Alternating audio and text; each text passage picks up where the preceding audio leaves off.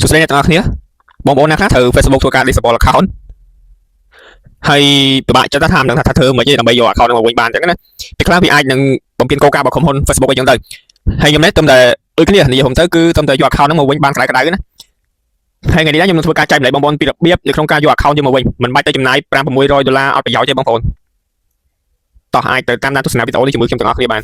ដំបូងនេះបងប្អូនចូលទៅក្នុង app Facebook ទៅហើយ account ខាងលើនោះគឺជា account ដែលខ្ញុំទើបតែធ្វើការយកមកវិញបានថ្មីរយៈពេល1អាទិត្យតម្រាំតែ Google Team ហ្នឹងគឺធ្វើការ check អីចឹងទៅអញ្ចឹងបងប្អូនចុចលើ account ដែលបងប្អូនចូលលេងម្ដងហ្នឹងដែលវាមានជាប់ auto ទៅក្នុងហ្នឹងប៉ុន្តែបើសិនជាអត់មានជាប់ auto ទេបងប្អូនអាចធ្វើការ log in ចូលបានវានឹងនាំបងប្អូនទៅកាន់ផ្ទាំងមួយទៀតទេបងប្អូនសម្រាប់បងប្អូន disable account ដំបូងនេះគឺវាបង្ហាញជាបែបនេះថាវាសួរតែយើងថានេះគឺជាយើងមែនតែពេលបើសិនជាបងប្អូនថាវាគឺជា Facebook បងប្អូនចុចធ្វើការ confirm នៅខាងស្ដាំខាងក្រោមហ្នឹងបន្ថែមបានបន្ទាប់ពីចុច confirm ហើយវានឹងនាំបងប្អូនទៅកាន់ផ្ទាំងមួយទៀតដែលខាង Facebook Team ហ្នឹងគឺគេបញ្ជាក់ថា your account has been disable អញ្ចឹងអ្វីដែលបងប្អូនត្រូវធ្វើហ្នឹងគឺបងប្អូនចុចនៅក្នុង go to help center ទៅវានឹងនាំបងប្អូនទៅកាន់ផ្ទាំងមួយទៀតបងប្អូនប៉ុន្តែនេះដោយសារតែខ្ញុំធ្វើការដោះរួចហើយខ្ញុំនឹងធ្វើការចូលទៅកាន់ Safari ដើម្បីធ្វើការដោះវាជូនបងប្អូនមើលហើយនេះយើងចូលធ្វើការចូលទៅក្នុង Safari យើងវាយពាក្យថា Facebook Help Center ហើយបន្ទាប់នៅខាងលើគេនោះបងប្អូនអាចឃើញហើយបន្ទាប់មកវានឹងនាំយើងទៅកាន់ website របស់ Facebook Help Center តែម្ដងបន្ទាប់មកនៅខាងលើខាងស្ដាំហ្នឹងគឺយើងឃើញមានសញ្ញាបន្ទាត់ឈរ3ហ្នឹងបន្ទាប់មកយើងចុចវាទៅនៅក្នុងនោះយើងធ្វើការជ្រើសយកពាក្យថា reporting តែយើងយកពាក្យថា reporting a problem with Facebook បន្ទាប់មកយើង scroll មកយើងនឹងធ្វើការ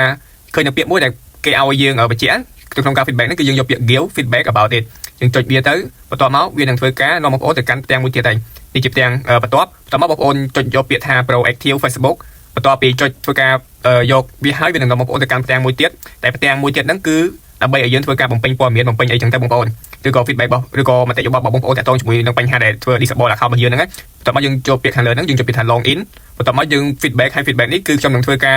បើសិនជាបងប្អូនត្រូវការ text គឺបងប្អូនអាចធ្វើការយកពីក្នុង YouTube របស់ខ្ញុំបានគឺខ្ញុំមាននឹងដាក់ជូនបងប្អូនហើយបន្ទាប់មកយើងយកវាមក copy នៅកន្លែង cloud មួយដែលមានគេបញ្ជាក់ថាយក feedback ហ្នឹងបន្ទាប់មកយើងធ្វើការ send ទៅ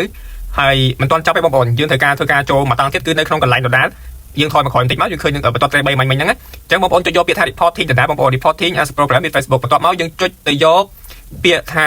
give feedback about it ដដែលហ្នឹងបន្ទាប់មកយើងចុចមករកពាក្យខាងក្រោមយើងពាក្យថា no បន្ទាប់មកយើងចុចយកពាក្យថា the solution doesn't work បន្ទាប់មកយើងបំពេញព័ត៌មានដែលបងប្អូនធ្វើការ copy paste មិញហ្នឹងចូលទៅក្នុង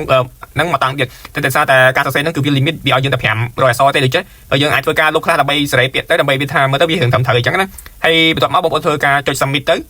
រយៈពេលប្រហែលជា3ទៅ4ថ្ងៃឬក៏មួយអាទិត្យអីចឹងទៅ Facebook គេនឹងធ្វើការដោះស្រាយជូនបងប្អូនបើសិនជាបងប្អូននៅតែអត់ទទួលបានដំណោះស្រាយទេបងប្អូនធ្វើបែបហ្នឹងទេបងប្អូននេះខ្ញុំទៅធ្វើតតែ Facebook ធ្វើការដោះស្រាយជូនយើងណាហើយវីដេអូនេះគឺមានប៉ុណ្្នឹងឯងសូមអរគុណច្រើន